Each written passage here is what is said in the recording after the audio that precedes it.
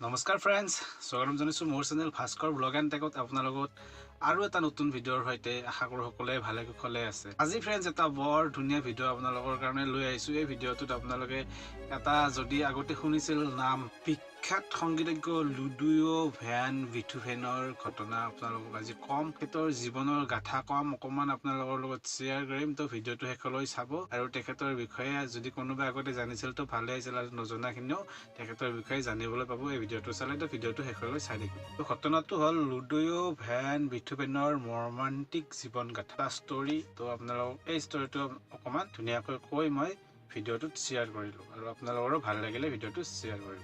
1770 খ্ৰীষ্টাব্দত ভিয়েনাত বসবাস কৰিছিল তেখেতে।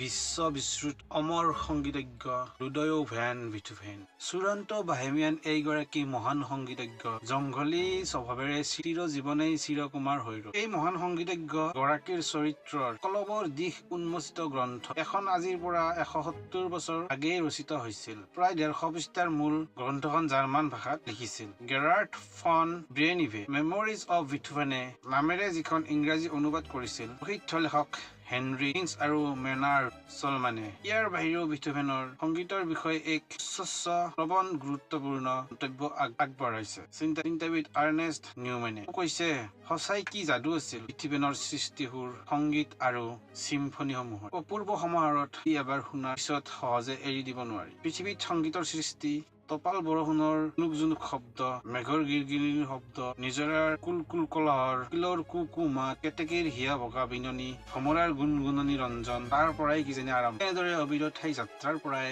হয়তো আজি পৰ্যন্ত সংগীতৰ যি যাদু, যি সুৰ ৰচনা হৈছে, সেইসমূহৰ আৰ্হিতে ৰচনা হৈছে। অনুভৱ কৰিব পাৰি বিথোভেনৰ সংগীতৰ যি অমৰ সৃষ্টি, হয়তো সেয়াও কিজানি সেইসমূহৰ পৰাই অৱৰ্ণীয়।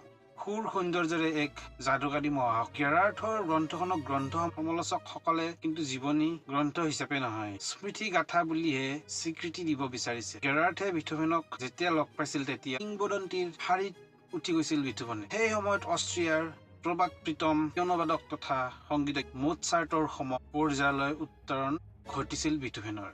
গেৰাৰ্ডৰ বয়স মাত্ৰ তেতিয়া 12 বছৰ। তেতিয়া বিথোভেন 55 বছৰীয়া আধা বয়সীয়া। গেৰাৰ্ডে স্মৃতি গাথাত লিখিছে, 1825 খ্ৰীষ্টাব্দ আগষ্ট মাহৰ কোনোবা এটা বিশেষ দিনত দেউতাকৰ সৈতে ফুৰিবলৈ যাওঁত বিথোভেনৰ লগত দেখা সাক্ষাৎ হয়, আৰু যিখিনি সময়ত বিথোভেনৰ লগত দেউতাকৰ দেখা সাক্ষাৎ হৈছে, বহুদিনৰ বিৰতিৰ পিছত লগ পোৱা বাবে দেউতাকৰ ওচৰত তেওঁৰ সমস্ত ক্ষোভ উজাৰিছিল, আৰু বহুখিনি খবৰ বাতৰি নোলোৱা বাবে দুখ আৰু অপেক্ষা অন্তৰ্গল কথা কৈ গৈছিল। সেই সময়ত আনকি দেউতাকক কোনো কথা কোৱা সুযোগেই দিয়া। যেতিয়া দেউতাকক কথা সমস্যা সুযোগ ওলাই দিছে, বিথোভেনৰ লগত চিঞৰি কথা কৈছিল, কাৰণ চিঞৰি নকলে যে বিথোভেনে কোনো কথাই নুশুনে। যিহেতু সেই সময়ত বিথোভেনে সম্পূৰ্ণৰূপে হেৰুৱাই পেলাইছিল তেখেতৰ শ্ৰৱণ শক্তি। তাই ভগৱানৰ কি পৰিহাস, পৃথিৱীৰ সেই মহান আৰু শ্ৰেষ্ঠ সংগীতজ্ঞজনে আজি বধিৰ হৈ পৰিছিল। অত্যন্ত দুখজনক ভাৱে এই বধিৰজনে পৰূপ সুৰৰ মূৰ্ছনা তুলি 9টা আকৰ্ষণীয় তথা সৰ্বশ্ৰেষ্ঠ চিম্ফনী সৃষ্টি কৰিছিল, যাক এতিয়ালৈকে কোনেও চেৰ পেলাব পৰা নাই। আমি বিথোভেনৰ যৌৱনৰ দিনবোৰলৈ উভতি যাওঁ, সকলোৱে বেছ ভালকৈ বুজিব পাৰিম মানুহৰ জীৱনলৈ দুৰ্গ কিদৰে ধাবিত হয় আশ্চৰ্যজনক ভাৱে। তেতিয়া বিথোভেনৰ বয়স প্ৰায় 30 বছৰ চাগে। সংগীত জগতৰ লগত ওতঃপ্ৰোতভাৱে জড়িত, যদিও তেওঁৰ স্বভাৱত কিন্তু ৰাগ, খতা আৰু সন্দেহ পৰায়ণতা গুণে বিৰাজমান। সেইবাবে বন্ধু মহলৰ বাদেও আন মানুহৰ প্ৰিয়তা, কেৱল সকলোৰে বাবেই মানুহজন যন্ত্ৰণাদায়ক, এক অন্য মানৱ। সেইবাবে ক্ৰমশ লাহে অনুভৱ কৰিব ধৰিলে জীৱনক ক্ৰমান্বয়ে এক অনাহুতি দুৰ্ভাগ্যই গ্ৰাস কৰিব ধৰিছে। নিশ্চয়কৈ তেওঁ ভালকৈ বুজি উঠিছে যে দুৰ্ভাগ্যই তেওঁক লগ দিছে, বাৰুকৈয়ে লগ দিছে। শ্ৰৱণ ক্ষমতা ক্ৰমশ হ্ৰাস পাই আহিছে। দুখজনক সংগীতৰ সূক্ষ্ম অনুৰণবোৰৰ পাৰ্থক্য বিচাৰি উলিয়াবলৈ হৈ পৰিল অতি কঠিন আৰু সাংঘাতিক জটিল। বিথোভেন শৰণাপন্ন হল ডাক্তৰৰ ওচৰত। এজনৰ পিছত আন এজন সলাবলৈ ধৰিলে ডাক্তৰসকলেও মূৰ জোকাৰিলে। বিথোভেনৰ শ্ৰৱণ শক্তি ঘূৰাই অনাটো সম্ভৱ নহয়। বিথোভেনে এই নিজৰ দুখ দুৰ্দশা কথা ভাবি নিজৰ ওপৰতে সহানুভূতিশীল হৈ পৰিল বাৰুকৈ। ক্ৰমশ বাঢ়ি গৈ থাকিল বধিৰতা। আতংকত কঁপি উঠিল বুকুৱা, নিজকে উন্মাদ হোৱা ভাবিবলৈ ধৰিলে নিশাই। লাহে লাহে আঁতৰি আহিবলৈ বাধ্য হল সংগীতৰ জগতৰ পৰা। কিন্তু তাৰ হৃদয় গহ্বৰত সংগীতেই ঘৰ বান্ধি বহি ৰৈছিল। সেই সংগীতৰ পৰা তেওঁ আঁতৰি আহে বা কেনেকে ইতিমধ্যে ভাগি থান বান হল তেখেতৰ হৃদয়। হেৰাই গৈছে মানসিক স্থিতি প্ৰজ্ঞ, কিন্তু তথাপি সংগীতৰ থকা প্ৰবল ধাউতি এৰি পেলাব পৰা নাছিল। জীৱনৰ পৰা সকলো আশা আকাংক্ষা নিঃশেষ হোৱা স্বত্তেও প্ৰতিনিধ নতুন নতুন সংগীতৰ মূৰ্ছনাই আমনি কৰেহি তেওঁক। হাই ভাগ্যৰ কি লেখা, তেওঁ সৃষ্টি কৰা সুৰ তেওঁ নিজে শুনিবলৈ অক্ষম আজি। কি সাংঘাতিক যন্ত্ৰণা, কিমান যে মৰ্মান্তিক। তথাপি তেখেতে কিয়নো এৰিব খোজা নাছিল সহজত। ঘৰৰ পৰা নোলোৱা হল ভালকৈয়ে, কোনোবাই দেখা কৰিব আহিলেও দেখা নিদিয়া হল। তথাপি কথমপি দুই এজনে দেখা পায়। তেওঁবিলাকে আচৰিত ধৰণে আৱিষ্কাৰ কৰিলে বিথোফেনক। খিংখিঙীয়া আৰু ৰুক্ষতা এতিয়া ইতিমধ্যে বিথোফেনৰ স্বভাৱৰ পৰা সম্পূৰ্ণৰূপে এৰা খাইছিল। তেখেতৰ আচৰণ আৰু কথা বতৰাত ফুটি উঠিছিল নম্ৰতা আৰু সৌজন্যতা। স্নিগ্ধ জ্যোতিৰ এছাতি পোহৰেৰে যেন তেওঁক আলোকিত কৰি তুলিছে। তেখেতৰ গাত ফুটি উঠিব ধৰিছে শান্ত সৌম্য মহত্বৰ পৰম লক্ষণসমূহ। চৰম দুৰ্ভাগ্য আৰু দুৰ্দশাৰ মাজতো তেওঁ হৈ উঠিছে সৌন্দৰ্যৰ আশ্চৰ্যৰ অধিকাৰীৰ এক পূজাৰী। বিথোফেনৰ সময়ৰ সংগীত সমালোচক JW এনচুলিভানে বিথোফেনৰ বিষয়ে লিখিছে যে জীৱনত কোনো ক্ষেত্ৰতে পৰাজয় স্বীকাৰ নকৰিব। পৰাজয় স্বীকাৰ কৰিব নোখোজা বিথোফেনে এইবাৰ যেন নিষ্ঠুৰ ভাগ্য বিধাতাৰ ওপৰত পৰাজয় স্বীকাৰ কৰিবলৈ বাধ্য হৈ পৰিল। তেওঁৰ স্বভাৱত ৰুক্ষতা আৰু অহংকাৰ এনেকৈয়ে লোপ লোপাবলৈ ধৰিলে যে জীৱন চূড়ান্তভাৱে নতি স্বীকাৰ কৰি তেওঁ মৃত্যুৰ বাবে সাজু হবলৈ আগবাঢ়িল। গোটেই জীৱনৰ শেষ প্ৰান্তত উপনীত হৈ তেওঁ মৃত্যুৰ সিপাৰৰ জগতখনৰ কল্পনাত ব্যস্ত হৈ পৰিল। শেষৰ নিজৰ মানসিক কল্পনা জগতৰ দুৱাৰদলিত উপনীত হল বিথোফেন। সেইবাবে 1802 চনত তেওঁৰ দুজন ভায়েক কাৰ্ল আৰু জোহানলৈ বুলি লিখিলে এখন দীঘলীয়া চিঠি, যিখনক তেওঁৰ ইচ্ছাপত্ৰ বুলিও ঘোষণা কৰিব পাৰি। অতি কৰুণ এই চিঠিখনত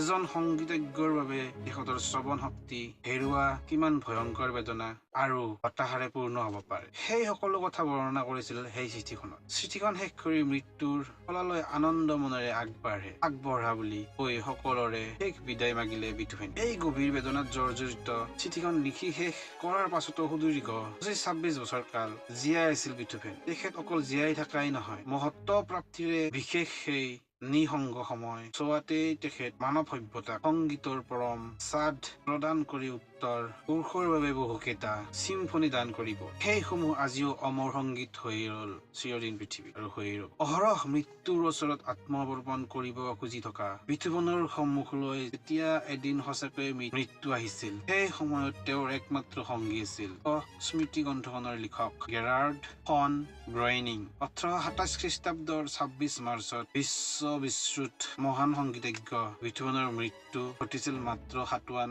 বছৰ বয়সত। এই কথা ইমানতে সমাপ্ত নকৰি আমি আৰু অলপ আগবাঢ়ি যাওঁ বিথোফেনৰ যৌৱনৰ দিনবিলাকলৈ। শৈশৱৰ পৰাই সংগীতত যথেষ্ট ৰাপ থকা বিথোফেন 17 বছৰ বয়সত ভিয়েনালৈ গৈছিল পিয়ানো বজোৱা শিকিবলৈ। মাত্ৰ কেইমাহমানৰ পিছতে মাকৰ অসুখৰ বাবে পিয়ানো বজোৱাৰ শিক্ষা আধৰুৱা কৰিয়ে ঘৰলৈ উভতি আহে বিথোফেন। তাৰ কিছুদিন পিছতে মাকৰ মৃত্যু হোৱাত সংগীতক একশাৰীয়া কৰিবলৈ বাধ্য হল বিথোফেন। লগতে ঘৰৰ সকলো সমস্যা সমাধান কৰিবলৈ মাথাত মূৰ পাতি লৈ সৰু ভায়েক দুজনৰ শিক্ষাও চম্ভালিবলগীয়া হল ভালকৈ।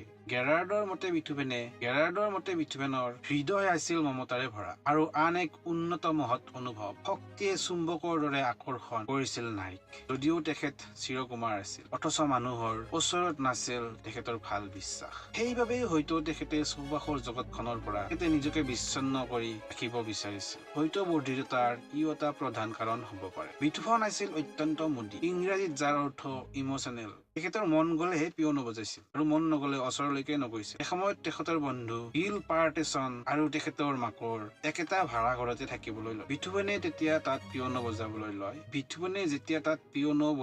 লয় তেতিয়া তাত যেন সুৰৰ লহৰে নাচি উঠে। সেই সুৰৰ লহৰত মুগ্ধ হৈছিল গিল পাৰ্টেছনৰ মাতৃ। বিথোফেনে এদিন পিয়ানো বজাই থাকোতে কৰিডৰেদি আগুৱাই আহি বন্ধু মাতৃ মুগ্ধ হৈ চাই থকা দেখি তেখেতৰ হঠাতে বন্ধু মাতৃৰ ওপৰত চকু পৰে। লগে লগে সংগীত বন্ধ। বিথোফেনে টুপি মূৰত গুজি কোৱাই ওলাই গুচি গল কৰবালৈ। ইয়াৰ পাছত প্ৰায় 6 মাহলৈ পিয়ানোৰ কাষ চপা নাছিল। এক অদ্ভুত ধৰণৰ চৰিত্ৰই গঢ় লৈ উঠিছিল বিথোফেনৰ মনোযোগ। তেখেতৰ ঘৰ দুৱাৰ বয় বস্তু সদায় শৃংখল হৈ আছিল যদিও পিন্ধা সাজপাৰ সদায় পৰিষ্কাৰ পৰিণতিকৈ ৰাখিছিল। ইটো নিকা বগা সাজপাৰ পৰিধান কৰিছিল। এইফালে তেখেতৰ শ্ৰৱণ শক্তি হেৰুৱালে আৰু লাহে লাহে পেটৰ বেমাৰেও জুৰুলা কৰিব ধৰিলে। কেতিয়াবা তেখেতে সুৰ ৰচনাত মগ্ন হৈ থকা অৱস্থাত যদি মনে বিচৰা ধৰণৰ সুৰ সৃষ্টি কৰিব নোৱাৰে, তেনেহলে লগে লগে বাথৰুমত সোমাই কলহে পানী ঢালে আৰু তেখেতে বৰকৈ গা ধুইছিল আৰু তাৰে ফলত কাণৰ ভিতৰত পানী সোমায়ও হয়তো এনেকুৱাও হ'ব পাৰিছিল। তেতিয়া তাৰ পাছত গা ধুই আহি শান্ত সময়েৰে তেখেতে সংগীতৰ জগতলৈ ঘূৰি আহি পুনৰ পিয়নত বহে। নিজৰ মনোজগতৰ ভিতৰত স্বাধীন আৰু ফলিত জীৱন কটালেও ব্যক্তিগত জীৱন কিন্তু ইমান সুখী নহয়। মাত্ৰ 57 বছৰ জীয়াই থাকি জীৱনৰ অন্তিম 2 মাহ সময়ত অশেষ দুখ যন্ত্ৰণাৰে কটাবলগীয়া হৈছিল। সেই সময়ত তেখেতৰ ভায়েক জোহানে নিজৰ ঘৰলৈ নি পৰিচৰ্যা কৰিছিল, যদিও তেখেতৰ ভায়েকৰ ঘনীয়েক আৰু জীয়েকে কোনো ধৰণৰ গুৰুত্ব দিয়া নাছিল তেখেতক, বিথোভেনক। তথাপি তাৰ মাজেৰে ৰচনা কৰিছিল আধুনিক কল্পনাৰে উজ্জ্বল সোৱান চং চিম্ফনী। সেই সময়ত গাৰ্গয়ে আছিল বিথোভেনৰ একমাত্ৰ সংগী। যেতিয়া বিথোভেনৰ পেটত পানী জমা হল আৰু বেলুনৰ দৰে ফুলি উঠিছিল, ডক্তৰসকলে যত পৰা নাস্তি চেষ্টা কৰিছিল যদিও বিথোভেনৰ বুজিবলৈ বাকী নাছিল তাৰ দ্বাৰা যে কোনো কামেই নাহে। আৰু অন্তিম সময়ত তেখেতে হেহাই অনুষ্ঠ কণ্ঠে প্ৰকাশ কৰিছিল, মোৰ জন্ম আৰু জীৱনৰ কাম সমাপ্ত হল যদিও কোনো ডক্তৰে মোক যত কিঞ্চিত আৰাম দিব পাৰে, তেন্তে তেওঁৰ নাম হব আশ্চৰ্য। তেতিয়াই দুচকুৰে নুমি আহিছিল চকুলোৰ ধন। মৃত্যুলৈ মুঠেও ভয় নাছিল বিথোভেনৰ। তেখেতে যিমান দিনলৈ জীয়াই আছিল সিমান দিনলৈকে জীৱনটোক পৰিপূৰ্ণভাৱে আৰু হাঁহি আৰু আনন্দৰে উপভোগ কৰিছিল। আৰু মৃত্যু যেতিয়া তেখেতৰ ওচৰ চাপি আহিছিল, তেতিয়া বিথোভেনক কোৱা হৈছিল তেখেতে যেন কেথলিক গীৰ্জাৰ নিয়ম মানি চলে। বিথোভেনে পাদ্ৰীৰ শেষ কথাখিনি শুনি একেবাৰে নিস্পৃহ হৈ ব্যক্ত কৰিছিল, বন্ধুসকল এইবাৰ ভালকৈ হাততালি লগোৱা, মোৰ জীৱনৰ কমেডি শেষ হল, মই আহিলো। আচলতে কমেডি নহয়, ট্ৰেজেডিহে শেষ হল। অৰ্থাৎ বিশ্বৰ মহান সংগীতজ্ঞজনৰ মায়াময় জগতখন এৰি গুচি গল অন্য এখন জগতলৈ, আনন্দ এক মাধুৰ্য্যৰ। তো ফ্ৰেণ্ডছ, এই ঘটনাটো মই আপোনালোকৰ লগত শ্বেয়াৰ কৰিলো। কেনে বোলে কমেণ্ট কৰিব আৰু ভিডিঅ'টো ভাল লাগিলে শ্বেয়াৰ কৰিব। Thank you. জয় অসম, বন্দে মাতৰম।